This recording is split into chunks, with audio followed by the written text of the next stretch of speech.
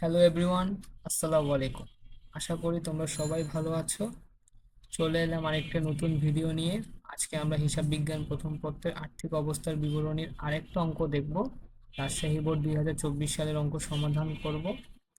তো চলো আমরা প্রশ্ন দেখা শুরু করি। প্রশ্নতে বলেছে 2023 সালের 31 ডিসেম্বর তারিখ আরিবা ট্রেডার্স নামে একটা কোম্পানির রেওয়া মিল দিচ্ছে যে নগদ 28,700 টাকা, প্রাপ্য হিসাব 30,000 টাকা, প্রারম্ভিক মজুত পণ্য 42,000 টাকা, অফিস সাপ্লাই 6,200 টাকা, সরঞ্জাম 1,85,000 টাকা, পুঞ্জীবিত অবচয় সরঞ্জামে 22,000 টাকা, 10% প্রদেয় নোট 40,000 টাকা, প্রদেয় হিসাব 45,500 টাকা। আরিবার মূলধন হচ্ছে 1,30,000 টাকা। আরিবার উত্তোলন 12,000 টাকা। বিক্রয় আয় বা বিক্রয় 6,87,500 টাকা। বিক্রয় ফেরত ভাটা 8,000 টাকা। ক্রয় 4,97,100 টাকা। বেতন খরচ 10 মাস 40,000 টাকা। বেতন খরচ 10 মাসের মানে হচ্ছে এখানে হচ্ছে 10 মাসের খরচের টাকা দেখানো হয়েছে, 2 মাসেরটা দেখানো হয়নি, মানে 2 মাসের বকেয়া সেটা বের করতে হবে।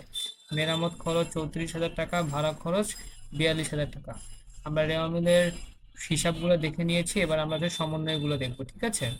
তো সমন্বয়তে কি বলেছে দেখো, 1 নম্বর সমাপ্তি মজুদ মূল্যায়ন করা হয় 55,000 টাকা, যার বাজার মূল্য 62,000 টাকা।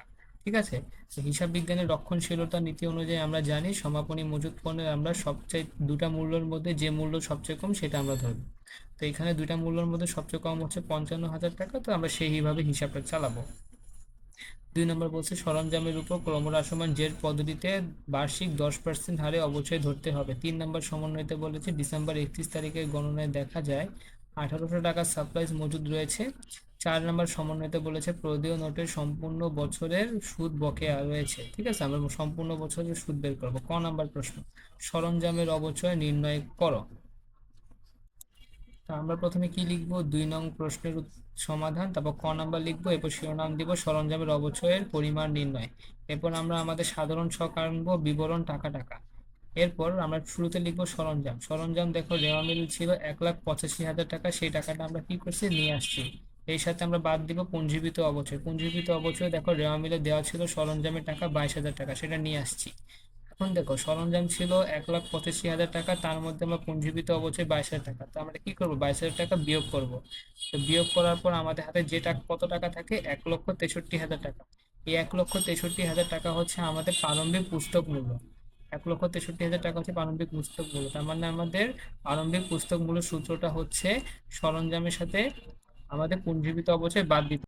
এখন এই 1,63,000 টাকা প্রারম্ভিক পুস্তক মূল্যের উপর আমরা অবচয় ধার্য করবো। তো 1,63,000-এর 10%, আমাদের কিন্তু সমন্বয়তে বলে দিছিল অবচয়ের হার কত পার্সেন্ট, বার্ষিক 10% ধরতে পারে। 10% ধরলে কত টাকা হয়, 16,300 টাকা। একটা নোট দেখো, ক্রমহ্রাসমান পদ্ধতিতে সর্বদা সম্পত্তির পুস্তক মূল্যের উপর অবচয় ধার্য করা হয়। তাই সরঞ্জামের মূল্য হতে পুঞ্জীবিত অবচয় বাদ দিলে পুস্তক মূল্যের উপর শতকরা হারে অবচয় ধার্য করা হলো। তার মানে আমরা যখন আমাদের ক্রমহ্রাসমান পদ্ধতিতে অবচয় ধার্য করতে বলছে, তো আমরা ক্রমহ্রাসমান পদ্ধতিতে অবচয় ধার্য করব পুস্তক মূল্যের উপর। ঠিক আছে, তো আমরা পুস্তক মূল্য কিভাবে বের করছি, আমাদের স্থায়ী সম্পদের সাথে পুঞ্জীবিত অবচয় বাদ দিলে আমরা পুস্তক মূল্য পেয়ে যাব। ঠিক আছে, তো পুস্তক মূল্য বের করার পর যে টাকার যে প্রারম্ভিক পুস্তক মূল্য পেয়েছি সেটার উপর আমরা কি করছি, আমরা 10% অবচয় ধার্য করেছি। ঠিক আছে, তাহলে আমাদের ক নাম্বার শেষ। খ নাম্বারে বলেছে ডিসেম্বর 31, 2023 সালে সমাপ্ত বছরের বিশদায় বিবরণী প্রস্তুত করো।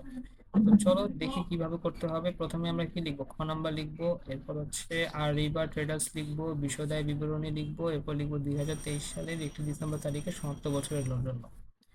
এটা লেখার পর আমরা আমাদের বক্সটা টানবো বিবরণ টাকা টাকা। তিনটা টাকার ঘর টানার পর আমরা শুরুতে কি নিয়ে আসবো, বিক্রয়। বিক্রয় কোথায় দেওয়া ছিল, রেওয়া মিলে দেওয়া ছিল। দেখো বিক্রয় আয় বা বিক্রয় বলতে পারো কত টাকা ছিল, 6,87,500 টাকা। তো এটা আমরা নিয়ে আসলাম।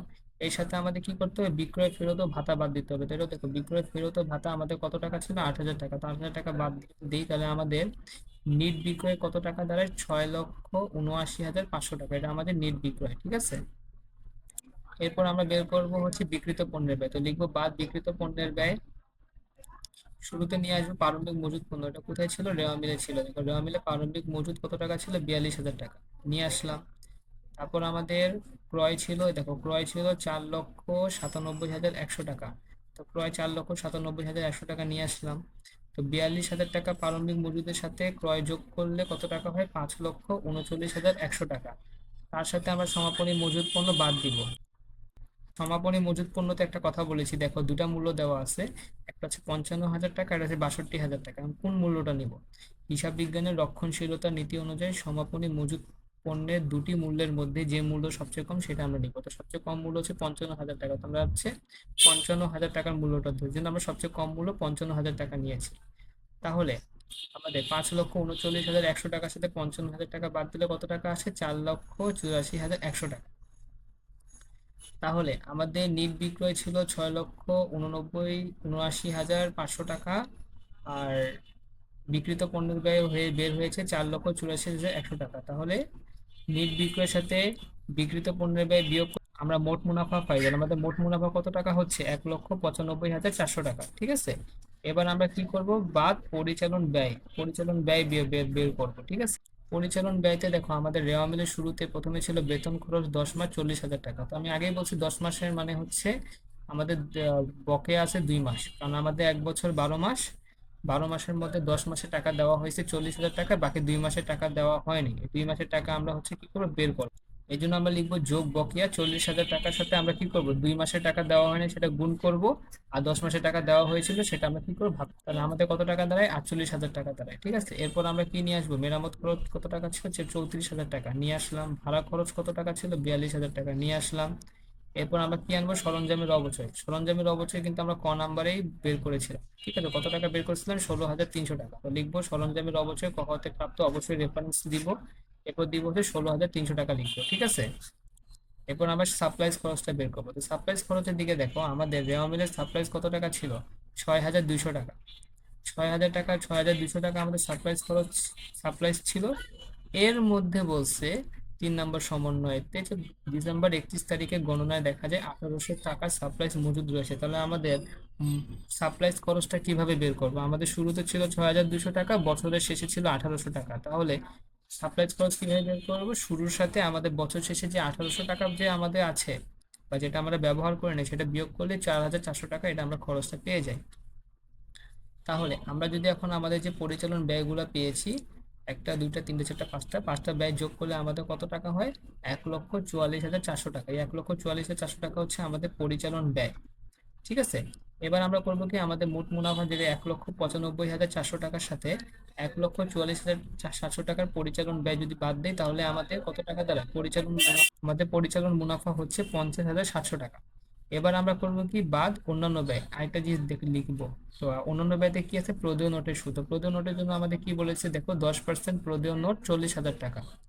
10% প্রদেয় নোট 40,000 টাকা, তার উপর বলছে প্রদেয় নোটের সম্পূর্ণ বছরের সুদ বকেয়া রয়েছে, তার মানে আমরা সম্পূর্ণ বছর দিব। তো প্রদেয় নোটের সুদ লিখবো, দেওয়া মূল্য 40,000 টাকা, তার সাথে 10% করলে কত টাকা হয়? 4,000 টাকা। 4,000 টাকা কি আমাদের সম্পূর্ণ বছর বা 1 বছর সুদ আমরা পেয়ে গেছি। তাহলে আমাদের পরিচালন মুনাফা ছিল 50,700 টাকা, তার সাথে আমরা যদি অন্যান্য ব্যয় বাদ দিই তাহলে আমরা পাই হচ্ছে 46,700 টাকা। এই 46,700 টাকাই হচ্ছে আমাদের নিট মুনাফা। ঠিক আছে, আমরা নিট মুনাফা কিন্তু বের করেছি।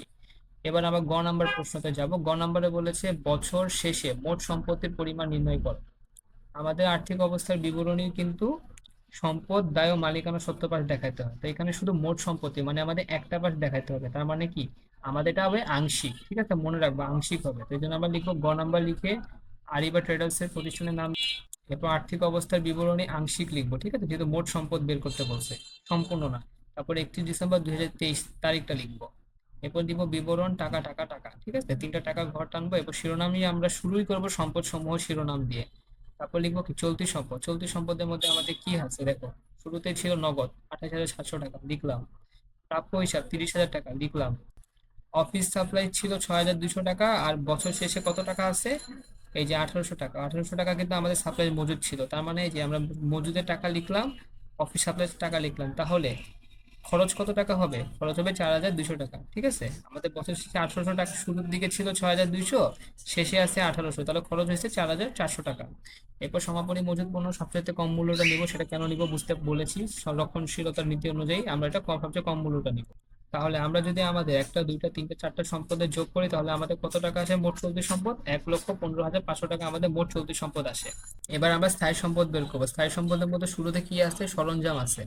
সরঞ্জাম রেওয়া মিল থেকে নিয়ে আসবো, 1,85,000 টাকা নিয়ে আসলাম। এবার আমরা করবো কি, পঞ্জীবিত অবচয় বাদ দিব। তো পঞ্জীবিত অবচয় হিসাবটা কিভাবে করবো?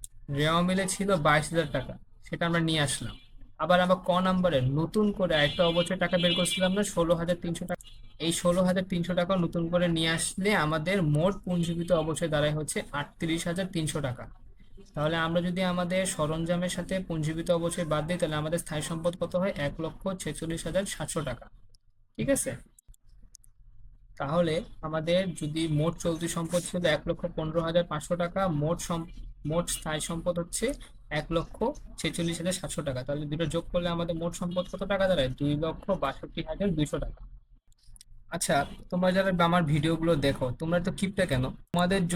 তোমাদের জন্য এত পরিশ্রম করে আমি একটা ভিডিও বানাই, তোমরা একটা লাইক দিবা, তোমরা একটা কমেন্ট করবা, কিন্তু কমেন্ট তো তোমরা করতেছো না কেন ভাই?